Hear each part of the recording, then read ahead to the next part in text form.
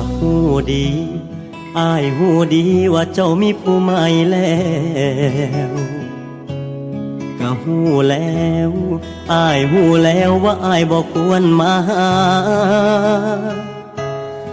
เจ้าอย่าเพิ่งเฮ็ดท่าทางว่าสางลายบ่จำเป็นอายคงบ่มาแค่อยากเว้าอยากจาจะคำสองคำก็เท่านั้นย้อนเรื่องเดียวที่ค้างใจอายอยากลืมก็ลืมบ่ได้เจ้าหูบ่คิดเท่าใดไอ้ก็คิดบ่พอคนที่หูคำตอบมีแต่เจ้าเท่านั้นย้อนยังเจ้าถึงได้ทิมอายไปบอกอายได้บอกย้อนยังเฮาถึงต้องเลิกกันเนาะมันย้อนยังกัน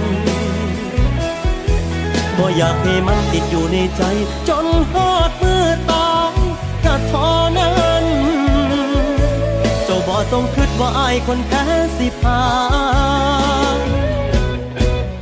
อายลูกผู้ชายพอ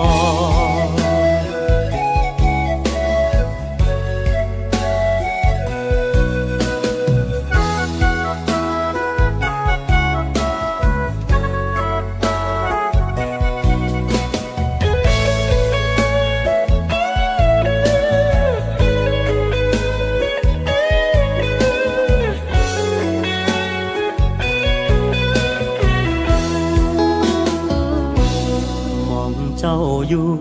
ถ้าเขาอยู่บอกเขาจักหน่อยก็ได้บอกกับเขาให้เข้าใจอ้ายบ่ได้ตามมางอ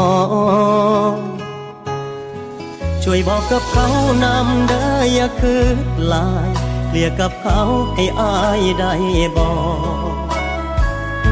ได้ต้อยได้ต่อแค่มาถามเบิ่งก็เท่านั้น